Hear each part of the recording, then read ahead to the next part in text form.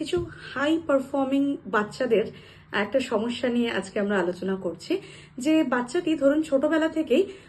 খুব ভালো পড়াশোনায় ছিল, আবৃত্তিতে ফার্স্ট হয়েছে, খেলাতে ফার্স্ট হয়েছে, তো ফলে তার সম্পর্কে বাড়ির লোকেরও একটা বাড়ির লোক প্রেজ করে, প্রশংসা করে, বাড়ির লোকের কাছে সে একটি ভালো বাচ্চা বলে একটা তার আইডেন্টিটি তৈরি হয়েছে। এরপরে দেখা যাচ্ছে যে সে কোনো কিছুই আর এনজয় করে করতে পারছে না, যেটাই করতে যাচ্ছে প্রত্যেকটা জিনিস এসে নিজের উপর ভীষণ একটা সেলফ ইম্পোজড একটা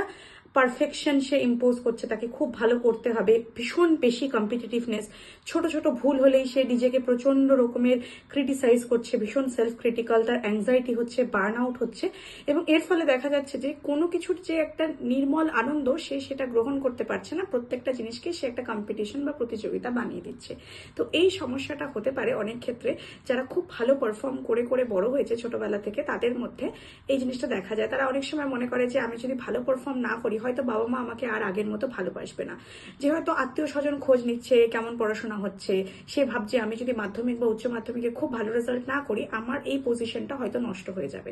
সুতরাং এই ধরনের বাচ্চাদের ক্ষেত্রে বাচ্চাদেরকে একটু রিল্যাক্সেশন শেখাতে হবে, একটু ব্রেক নিতে শেখাতে হবে, এবং বাচ্চাদেরকে এটা বোঝাতে হবে যে তুমি ভালো পারফর্ম করো বা না করো, তোমাকে আমরা ভালোবাসি, শুধুমাত্র তোমার স্কোর বা গ্রেড বা পারফরমেন্সকেই যে আমরা ভালোবাসি এইরকম নয়। এবং তাদেরকে কিছু আনস্ট্রাকচার্ড প্লে, খেলার সময়, সোশ্যাল ইন্টারাকশন, এই সময়গুলো কাটাতে শিখতে দিতে হবে, যেন সব সময় প্রোডাক্টিভ থাকার একটা চাপ তাদের মধ্যে কাজ না করে।